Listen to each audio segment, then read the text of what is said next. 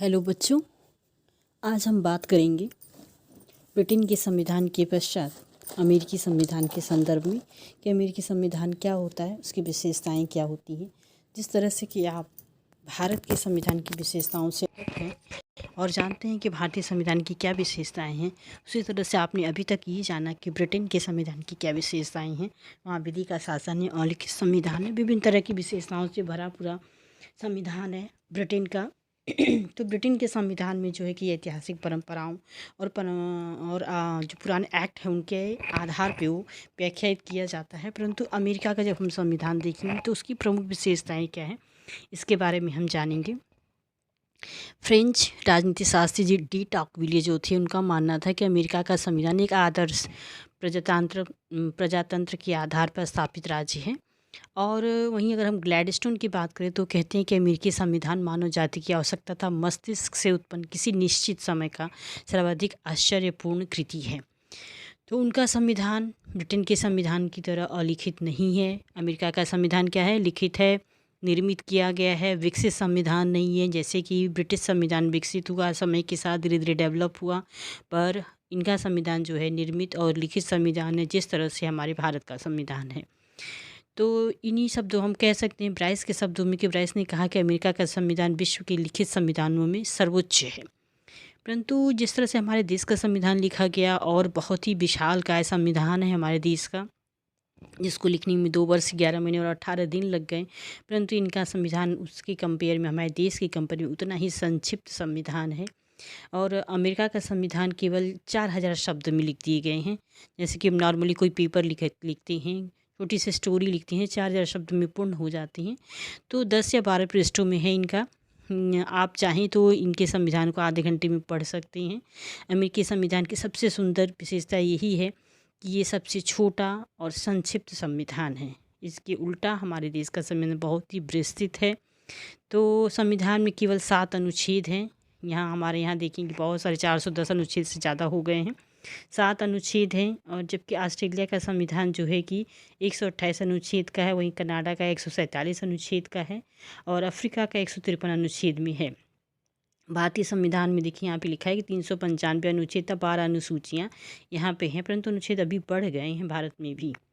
तो क्लाडियन जॉनसन लिखते हैं कि संविधान का ढांचा बनाने वालों ने हमें अच्छा श्री गणेश कराया, परंतु आवश्यकतावश उन्होंने शेष बातों को भविष्य पे छोड़ दिया। उन्होंने मेन में जो बातें हैं उनको तो इन 7 अनुच्छेदों के अंतर्गत उन्होंने रखा, परंतु जो और सारी बातें थी उन्होंने समय के पे छोड़ दिया कि जब जैसा समय आएगा वैसा हम कानून निर्मित कर लेंगे। परंतु प्रमुख संविधान में जो है इनकी प्रमुख बातों के ऊपर ज़्यादा फोकस किया गया है। आगे आप देखें, यहाँ लिखा है लोकप्रिय संप्रभुता पर आधारित। मतलब इनका संविधान जो है लोकप्रिय संप्रभुता, मतलब लोगों के प्रिय जो होते हैं, जिनको चुना जाता है, उस संप्रभुता पर आधारित है। और हम संयुक्त राज्य अमेरिका के लोगों का मानना है कि हम अधिक शक्तिशाली संघ बनाने में, न्याय की स्थापना करने में, आंतरिक शांति की प्राप्ति करने में और सार्वजनिक कल्याण की बढ़ोतरी करने था अपनी संतान हेतु स्वतंत्रता के वरदान को सुरक्षित रखने हेतु संयुक्त राज्य अमेरिका के लिए संविधान को अपनाती हैं। साथ ही इनमें संविधान की सर्वोच्चता है। जैसे आप देखेंगे ब्रिटेन में विधि के शासन की सर्वोच्चता है, उसकी तुलना में यहाँ संविधान की सर्वोच्चता है। और उसके साथ ही हम कहें संविधान में संशोधन की जो पद्धति है वो भी थोड़ा सा हट करके है वहाँ से, ब्रिटेन के संविधान से, क्योंकि संशोधन जो है कि हर संविधान का अपने हिसाब से होता है, हर देश का अपने हिसाब से होता है। जब आप यहाँ देखें, जब आप इनकी व्यवस्था को देखेंगे, इनके यहाँ व्यवस्था कौन सी है? संघात्मक शासन व्यवस्था, जिसके अंदर केंद्र और राज्य होते हैं और केंद्र और राज्यों के अपने अपने अधिकार होते हैं, उसके हिसाब से वो चलते हैं।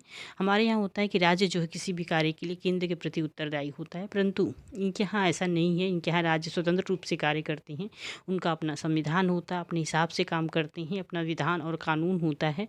वो केंद्र पर उतना डिपेंड नहीं होते जितना कि हम लोग होते हैं। आगे आप देखेंगे इसमें लिखा है प्रतिनिधित्मक लोकतंत्र की स्थापना। तो establishment of the representative types democracy है इनका मतलब, कि ये एक प्रतिनिधि जो होता है जिसके माध्यम से लोकतंत्र को स्थापित किया जाता है, पूरी व्यवस्था को चलाई जाती है, उसे प्रतिनिधित्मक लोकतंत्र कहते हैं। जैसे कि हमने लोकतंत्र को बताते समय ये बताया भी था कि प्रत्यक्ष लोकतंत्र और प्रत्यक्ष लोकतंत्र होते हैं। और प्रत्यक्ष मतलब जैसे कि हमारे यहाँ बहुत सारे ऐसे पद हैं जहाँ पे डायरेक्ट हम चुनाव में भाग नहीं लेते, परंतु जो इन लोगों को हम चुन के भेजते हैं वो लोग इनका चयन करते हैं। तो इसे ही वो प्रतिनिधियात्मक लोकतंत्र या कहें कि अप्रत्यक्ष लोकतंत्र की संज्ञा देते हैं। इस संबंध में विशेष रूप से बात यह ध्यान रखनी कि अमेरिकी संघ के कुछ राज्यों में लोक निर्णय का जो है कि लोक निर्णय मतलब वहाँ के लोगों को जो निर्णय लिया जाता है उसको भी कानून के रूप में मान लिया जाता है। न्यायिक सर्वोच्चता की बात की जाती है, यहाँ न्याय ही सर्वोच्च है। मतलब जैसे आपने देखा कि ब्रिटेन के संविधान में न्यायिक पुनर्विलोकन का अधिकार नहीं है, वहाँ न्यायिक जुडिशियल रिव्यू नहीं होते हैं, परंतु हमारे देश में और अमेरिका में जो है कि जुडिशियल रिव्यू वहाँ पे होता है। और वहाँ पे कानून को पुनः देख करके अगर वो कानून समय और के हिसाब से सही नहीं है तो उसको चेंज किया जा सकता है। यहाँ पे ये सबसे प्रमुख बात ये ध्यान रखनी है कि जब न्यायिक पुनर्विलोकन या न्यायिक सर्वोच्चता की बात करते हैं तब आप देखेंगे सन 1803 में मुख्य न्यायाधीश मार्शल एवं मार्बरी बनाम मेडिसन नामक विवाद में न्यायिक सर्वोच्चता के सिद्धांत का प्रतिपादन किया गया। ये काफ़ी फेमस क्वेश्चन से अक्सर पूछा जाता है। न्यायिक पुनर्विलोकन का जो है कि शुरुआत कहाँ से होता है, तो आप देखेंगी कि ये जो है मार्बरी बनाम मेडिसन विवाद से इसकी शुरुआत होती है। इसके बाद आप देखिए यहाँ पे आदेशात्मक शासन व्यवस्था। यहाँ पे आदेशात्मक शासन व्यवस्था में क्या होता है, जो प्रमुख होता है क्या होता है, राष्ट्रपति होता है, वहाँ प्रधानमंत्री प्रमुख नहीं होता।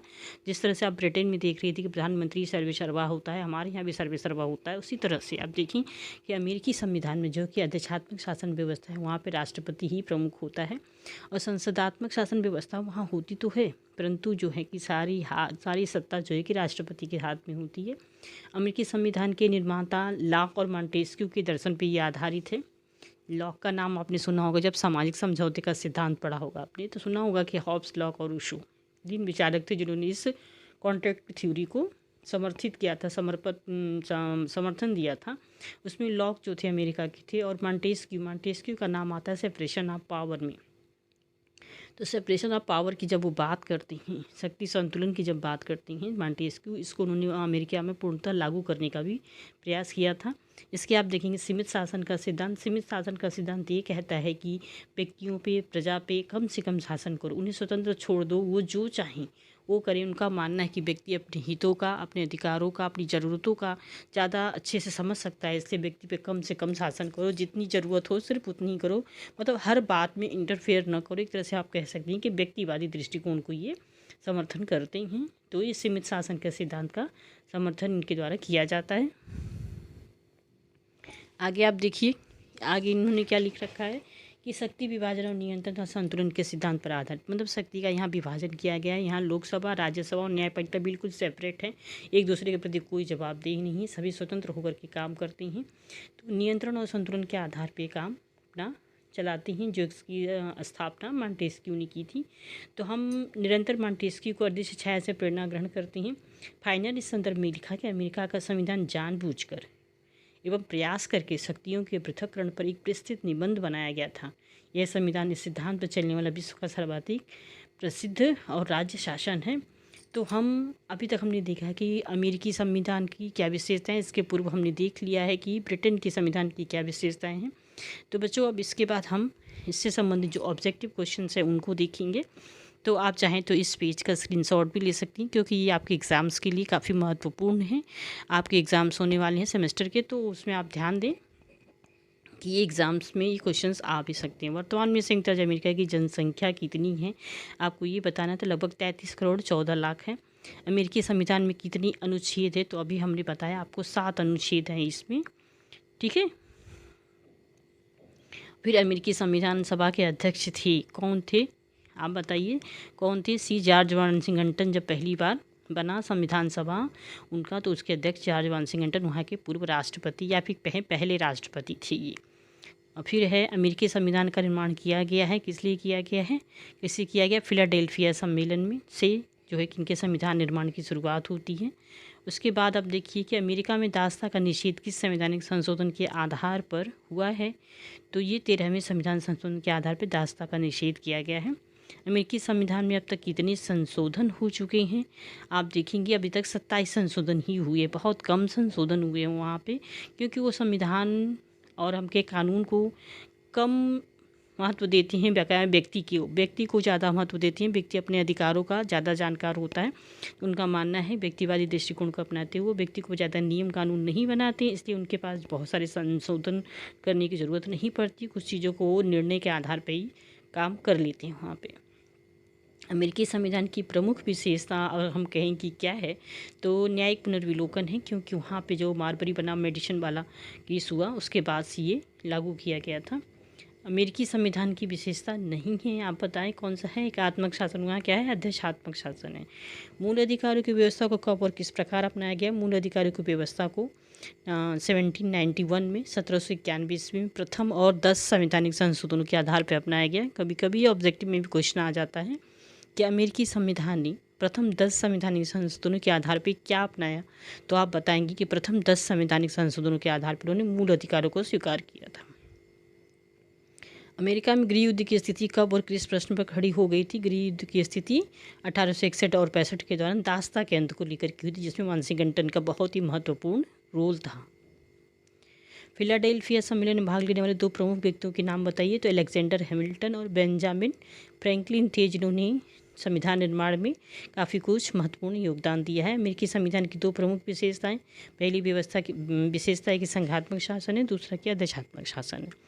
फिर अमेरिकी संविधान के अनुसार संविधान संशोधन के प्रस्ताव के पुष्टिकरण के लिए कितने राज्यों के विधानमंडलों की सहमति आवश्यक होती है। तो 3/4 राज्य के विधानमंडलों की पुष्टि आवश्यक हो जाती है। अमेरिका में दोहरी नागरिकता है, मतलब एक स्टेट की नागरिकता है और एक सेंटर की। जैसे हमारे यहाँ ओवरऑल पूरे इंडिया में सिर्फ एक ही नागरिकता प्राप्त है, एक ही नागरिकता हमारे यहाँ है। भारत की नागरिकता मिलती है, विभिन्न राज्यों की नागरिकता नहीं मिलती है, परंतु अमेरिका में ऐसा नहीं है। वहाँ राज्य की भी नागरिकता मिलती है और प्लस उसके स्टेट उनके नेशन की भी मिलती है। अमेरिका में प्रत्येक व्यक्ति को 2 नागरिकता प्राप्त होती है। संयुक्त राज्य अमेरिका की नागरिकता, द्वितीय संघ के 50 राज्यों में से वो जहाँ रहता है उस राज्य का। अमेरिकी संविधान में संशोधन की प्रक्रिया का उल्लेख संविधान की किस धारा में किया गया। संविधान की 5वीं धारा में है। अमेरिकी संविधान की किस धारा को संशोधित नहीं किया जा सकता। संविधान की प्रथम धारा की 9वीं उपधारा के पहले व चौथे उपबंधों को संशोधित नहीं किया जा सकता और न ही संबंधित राज्य की अनुमति के बिना उसे सीनेट में प्राप्त प्रतिनिधित्व या मताधिकार से वंचित किया जा सकता है। अमेरिकी संविधान को किन शासन व्यवस्थाओं का जनक समझा जाता है। आदेशात्मक शासन व्यवस्था और संघात्मक शासन व्यवस्था।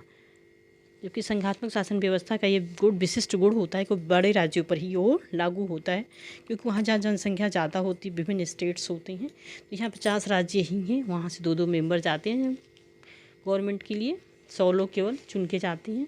तो इस तरह से आज हम जो है कि अमेरिकी संविधान की विशेषताओं के बारे में जाने कि अमेरिका के संविधान की क्या विशेषताएं हैं, इसके ऑब्जेक्टिव क्वेश्चन क्या क्या बन सकते हैं। आगे हम देखेंगे कि अमेरिका के संविधान की कार्यपालिका और व्यवस्थापिका और न्यायपालिका कैसे वर्क करती है। आज के लिए बस इतना ही। ओके बच्चों।